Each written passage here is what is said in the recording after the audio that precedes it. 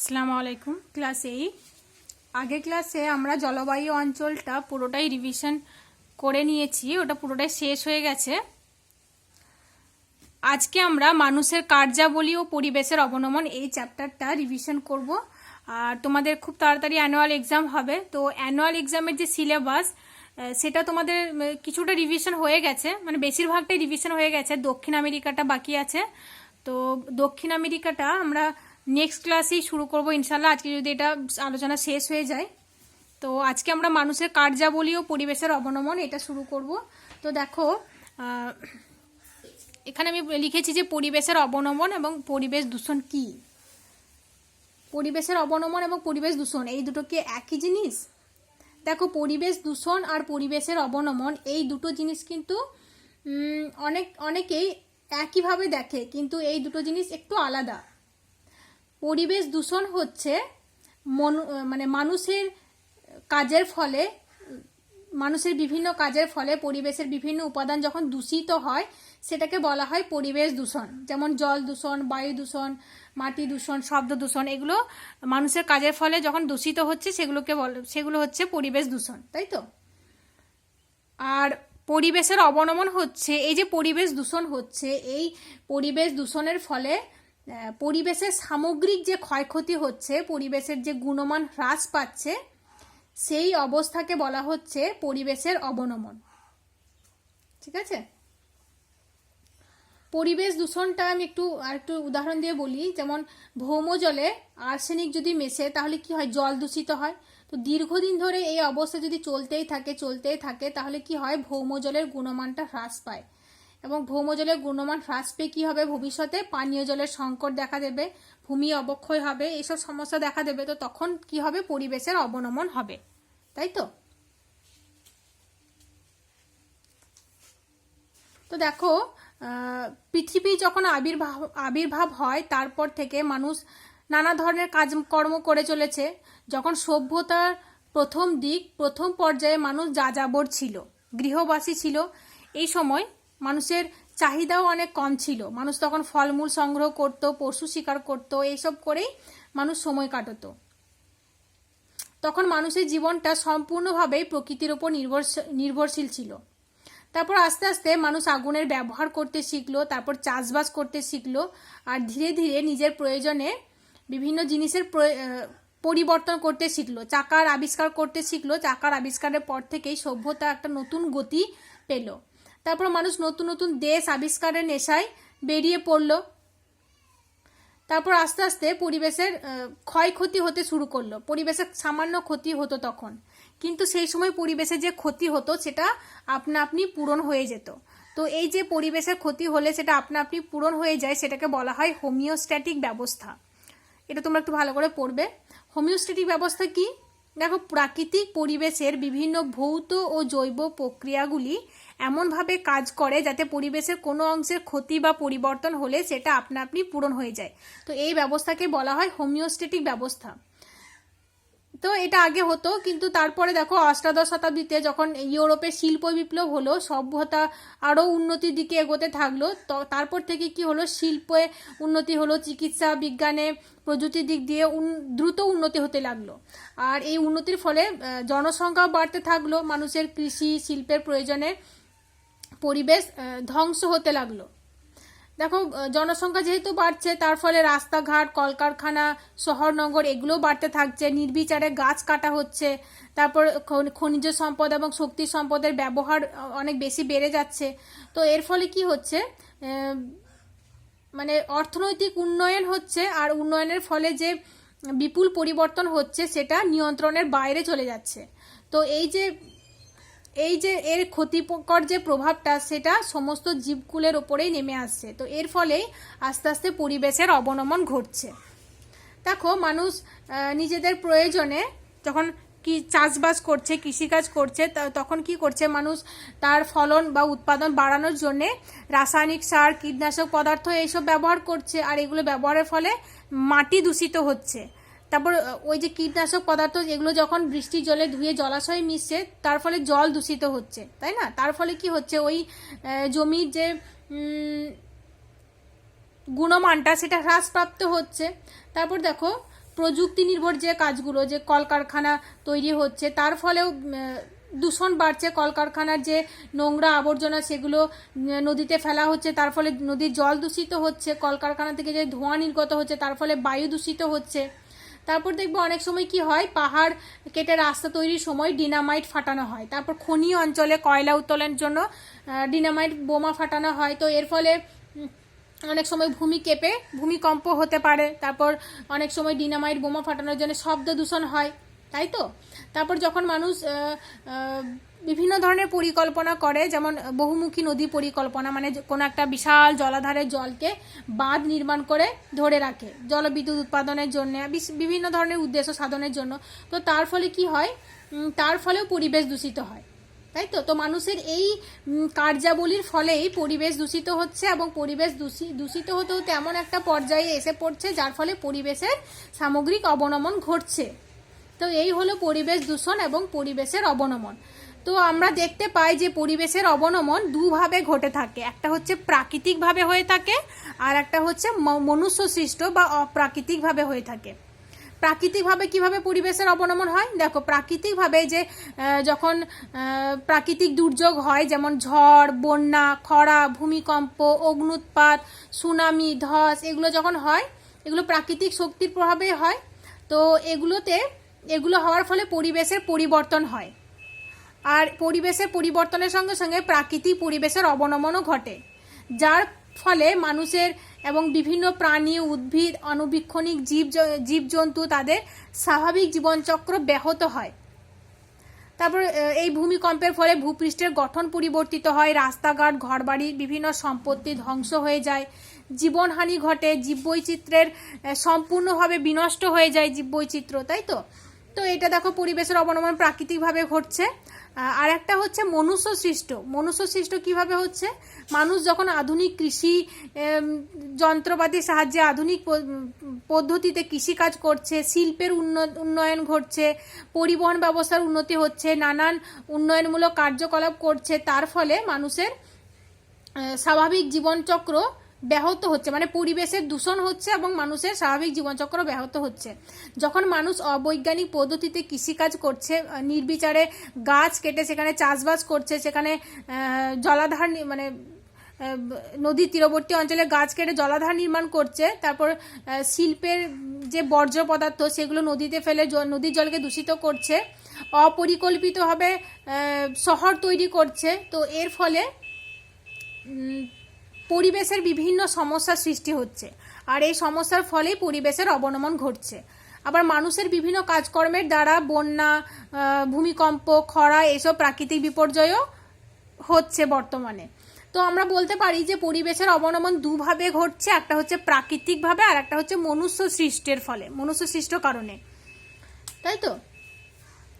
তারপর দেখো মানুষের কয়েকটি উন্নয়নমূলক পরিকল্পনা সম্পর্কে আমি একটু বলি, এবং তাদের ফলে কি কি হচ্ছে, কি কি ক্ষয়ক্ষতি হচ্ছে সেটাও আমি বলি। প্রথমেই বলবো যে কৃষিতে উৎপাদন বাড়ানোর জন্য মানুষ বিভিন্ন ধরনের রাসায়নিক সার, কীটনাশক পদার্থ এইসব ব্যবহার করছে, এবং এর ফলে জল দূষণ হচ্ছে, মাটি দূষিত হচ্ছে, মাটির গুণমান নষ্ট হচ্ছে, তাই তো। তারপর এই জল যখন পুকুর বা জলাশয়ে যাচ্ছে, জলাশয়ের মাছ এবং জলজ প্রাণীর মৃত্যু ঘটে যায় এর ফলে। তো এটা হচ্ছে একটা মানে মানুষের একটা পরিকল্পনা, এবং তার ফলে দেখো পরিবেশের এত ক্ষয়ক্ষতি হচ্ছে। তারপর আর একটা পরিকল্পনা হচ্ছে নগরায়ন। মানুষের যেহেতু জনসংখ্যা প্রচুর পরিমাণে বাড়ছে, সেই জন্যই নগরায়নও হচ্ছে, বিভিন্ন বড় বড় শহর তৈরি হচ্ছে, এবং সেই শহরগুলো পুরো অপরিকল্পিতভাবে হচ্ছে, যার ফলে যানজট হচ্ছে, জল নিকাশি ব্যবস্থার সমস্যা ঘটছে, মানুষের মানে পরিবেশ দূষিত হচ্ছে, তাই তো। তারপর দেখো আরেকটা পরিকল্পনা হচ্ছে তাপবিদ্যুৎ কেন্দ্র। মানুষ নিজেদের প্রয়োজনে তাপবিদ্যুৎ কেন্দ্র, মানে বিদ্যুতের প্রয়োজনে তাপবিদ্যুৎ কেন্দ্র স্থাপন করছে, আর এই তাপবিদ্যুৎ কেন্দ্রের প্রধান জ্বালানি হচ্ছে জীবাশ্ম জ্বালানি, তাই তো। আর এই জীবাশ্ম জ্বালানি পোড়ানোর ফলে প্রচুর পরিমাণে কার্বন ডাইঅক্সাইড নির্গত হয়, সেগুলো বায়ুমণ্ডলে মেশে এবং বায়ু দূষিত করছে। তারপর এই তাপবিদ্যুৎ কেন্দ্র থেকে যে বর্জ্য পদার্থগুলো, সেগুলো মানে ছাই টাই এগুলো মানে তাপবিদ্যুৎ কেন্দ্রের পাশে জমিতে মিশে জমিকে অনুর্বর করে তুলছে, আবার এই আবর্জনাগুলো কোনো নদীর জলে মিশে নদীর জলকে দূষিত করছে। তারপর আর একটা পরিকল্পনা হচ্ছে বহুমুখী নদী পরিকল্পনা, যেটা বিভিন্ন মানুষের উদ্দেশ্য সাধনের জন্য এই পরিকল্পনাটা করা হয়। একটা হচ্ছে জলসেচ, তারপর জলবিদ্যুৎ উৎপাদন, বন্যা নিয়ন্ত্রণ, এইসবের জন্য এই বহুমুখী নদী পরিকল্পনাটা গ্রহণ করা হয়। কিন্তু বিশাল জলাধার যখন নির্মাণ করা হয়, বিশাল জলাধারের চাপে শিলাস্তরে যে চাপ সৃষ্টি হয়, তার ফলে অনেক সময় ভূমিকম্প সৃষ্টি হয়। যেমন মহারাষ্ট্রে কয়না জলাধারে 1967 সালে ভূমিকম্প হয়েছিল, এবং এই ভূমিকম্পের ফলে বিস্তীর্ণ এলাকা জুড়ে স্বাভাবিক উদ্ভিদ নষ্ট হয়ে যায়, মানুষের অনেক ক্ষয়ক্ষতি হয়, তাই তো, অনেক মানুষ উদ্বাস্তু হয়ে পড়ে। তো এটা হলো কয়েকটি মানুষের উন্নয়নমূলক পরিকল্পনা এবং তার প্রভাব বলবো না, এটা হচ্ছে তার কুপ্রভাব। তারপর দেখো পরিবেশের অবনমনের ফলে কি কি ঘটে। পরিবেশ অবনমনের কয়েকটা দুর্ঘটনার কথা আমি বলেছি এর আগে যখন এটা আমরা আলোচনা করেছিলাম, আজকে আবার বলছি। দেখো ভোপালের গ্যাস দুর্ঘটনার কথা তোমরা অনেকেই জানো, মর্মান্তিক একটা ঘটনা যেটা ঘটেছিল 1984 সালে। এই ভোপাল গ্যাস দুর্ঘটনায় ইউনিয়ন কার্বাইডের রাসায়নিক ও কীটনাশক কারখানার ট্যাঙ্ক ফুটো হয়ে যায়, এবং এই ট্যাঙ্ক ফুটো হয়ে মিগ গ্যাস, বিষাক্ত মিগ গ্যাস মানে মিথাইল আইসোসায়ানাইড গ্যাস নির্গত হয়, এবং এর ফলে প্রচুর মানুষ, প্রায় 4000 মানুষ মারা যায়, অসংখ্য পশু পাখিও মারা যায়, এবং 2 লক্ষেরও বেশি লোক এই গ্যাস দ্বারা ক্ষতিগ্রস্ত হয়। তারপর ইউক্রেনের চেরনোবিল দুর্ঘটনার কথা তোমরা জানো, 1986 সালে হয়।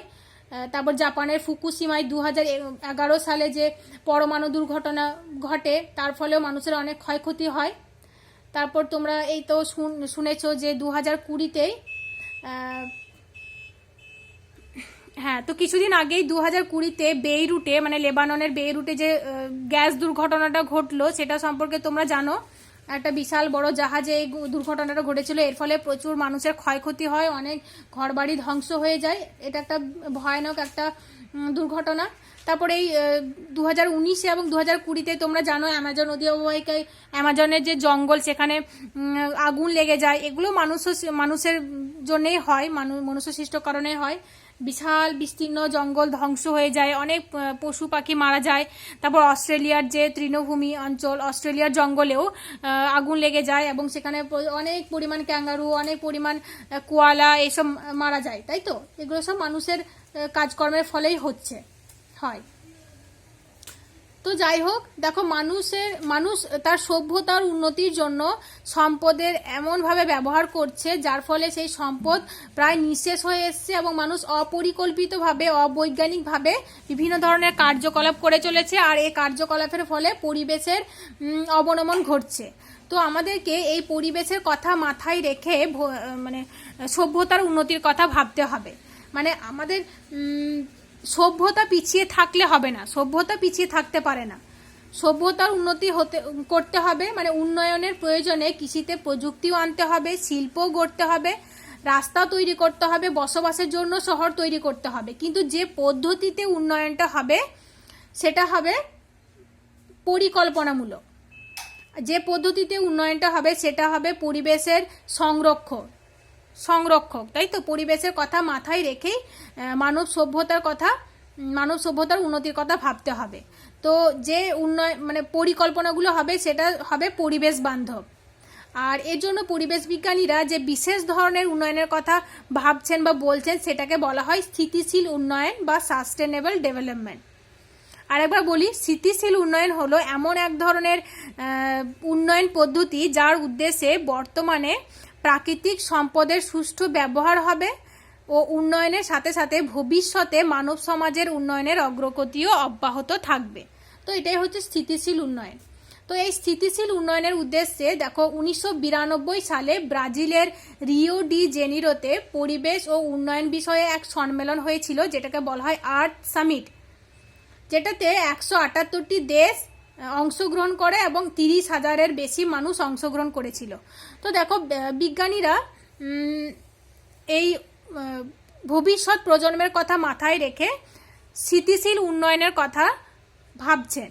তো এই স্থিতিশীল উন্নয়নের জন্য মানে পরিবেশের সুরক্ষার জন্য বেশ কিছু ব্যবস্থা গ্রহণ করা হয়। তো সেই ব্যবস্থাগুলো কি, সেগুলো একটু আমি বলি। দেখো পরিবেশ অবনমনের প্রধান কারণ হচ্ছে শিক্ষার অভাব এবং দারিদ্রতা। তো সেই জন্যেই উন্নয়নশীল দেশগুলিকে পরিকল্পিতভাবে অর্থনৈতিক উন্নতির কথা ভাবতে হবে, অর্থনৈতিক উন্নতির গতি বাড়াতে হবে। সেই জন্য মানুষকে প্রথমেই শিক্ষিত এবং পরিবেশ সম্পর্কে সচেতন হতে হবে, তাই তো। তারপর দেখো, উন্নয়নের ক্ষেত্রে পরিবেশ বান্ধব শক্তির ব্যবহার করতে হবে, যেমন সৌরশক্তি, বায়ু শক্তি, জলবিদ্যুৎ শক্তি, এইসব শক্তির ব্যবহার বাড়াতে হবে। তারপর সম্পদের পুনর্ব্যবহার করতে হবে, একই সম্পদ বারবার ব্যবহার করতে হবে। আর পুনর্ব্যবহারযোগ্য যে দ্রব্য সে তার ক্রয় প্রবণতাও বাড়াতে হবে, মানুষকে সচেতন করতে হবে, মানুষের আগ্রহ বাড়াতে হবে।